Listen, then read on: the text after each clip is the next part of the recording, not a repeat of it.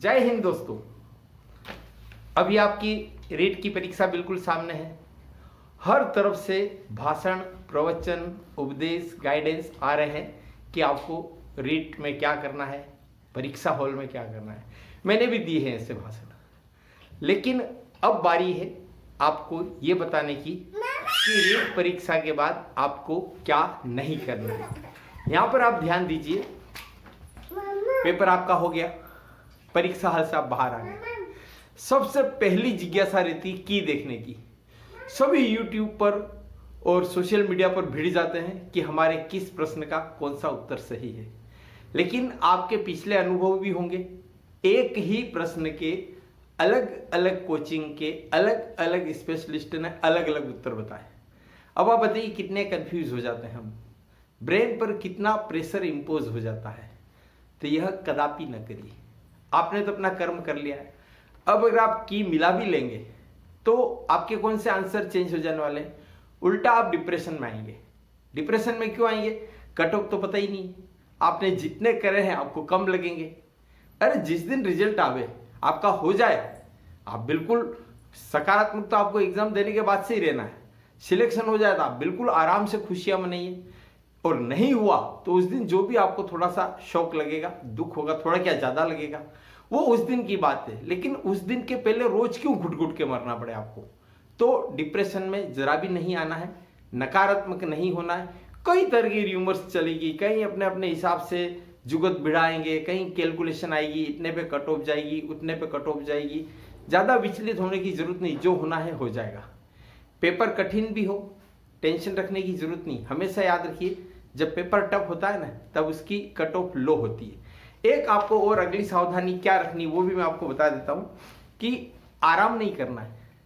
परीक्षा जिस दिन होती है ना, उस दिन कैंडिडेट की परीक्षा देने के बाद वही हाल होते हैं जो बेटी को ब्याहने के बाद उसके पिता के हाल होते हैं। जैसे कि गंगा नहाए, बहुत बड़ा सिर से बोझ उतर गया, ऐसा नहीं।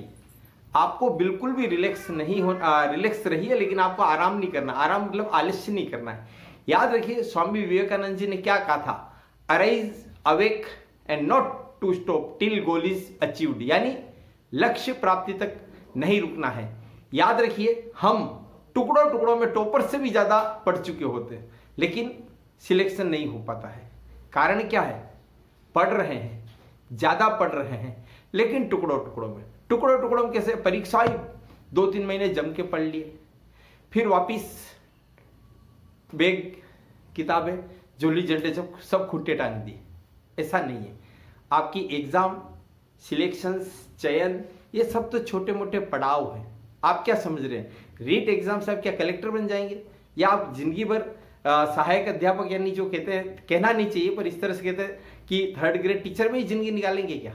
आगे वरिष्ठ अध्यापक, लेक्चरर, वाइस प्रिंसिपल, ऐसी बहुत सारे बड़े बड़े पद आपका इंतजार कर रहे हैं।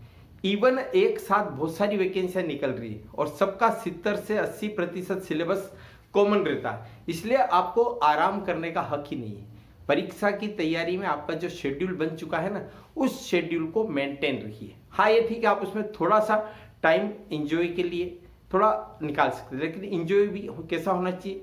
सार्थक होना चाहिए, नॉलेजेबल होना चाहिए। कहीं विजिट करें तो इस तरह की विजिट करें कि आपके एग्जाम में अनुभव काम आवे। यहाँ पर समीक्षा जरूर करिए कि भाई आपकी तैयारी में क्या खामियां रही, ऐसे कौन कौन से लूप होल्स रहे थे, कहाँ कहाँ आपने समय बर्बाद किया कि अब अगली परीक्षा में उस समय को बचा सके। ये सारे अनुभव आपकी अगली परीक्षा में काम आएंगे। लेकिन मैं बार बार जो बात कहना चाह रहा हूँ वो यही है कि प्लान बी भी तैयार रखिए। मेरे ऐसे कई साथी है जिनका 3rd ग्रेड टीचर में सिलेक्शन नहीं हुआ, लेकिन वो RS बन गए और आज अच्छे बड़े पदों पर और एक गौरवशाली और पावरफुल पदों पर अपनी सेवाएं दे रहे हैं, जनता का भी भला कर रहे हैं और उनका भी काफी अच्छा स्टेटस बन चुका है। तो आपके पास किसी एक कंपटीशन एग्जाम्स को ही जीवन वरण का प्रश्न बना करके आपको नहीं चलना है। यहां पर आपको ये चीज भी ध्यान रखनी है, वैकेंसी एक के बाद एक है। अभी भी बजट में घोषणा हो चुकी है। अब आप ये कि जब वैकेंसी निकलेगी, जब फॉर्म भरेंगे, जब एग्जाम की डेट डिक्लेयर होगी, उसके बाद ही पढ़ना शुरू करेंगे, यह मूर्खता मत करिए। सकारात्मक भी रहना है, कंसिस्टेंसी भी रखनी है। आपको खरगोश और कछुए की कहानी हमेशा याद रखनी है कि आप सो गए और बाद में स्पीड से दौड़ लेंगे, ऐसे आज तक कभी किसी का सिलेक्शन मैंने तो नहीं सुना है। आप थोड़ा थोड़ा रोज पढ़ते रहिए, जो आपका सेटअप बन चुका है उसमें उसको मेंटेन रखिए। इन्हीं शुभकामनाओं के साथ धन्यवाद। जय हिंद।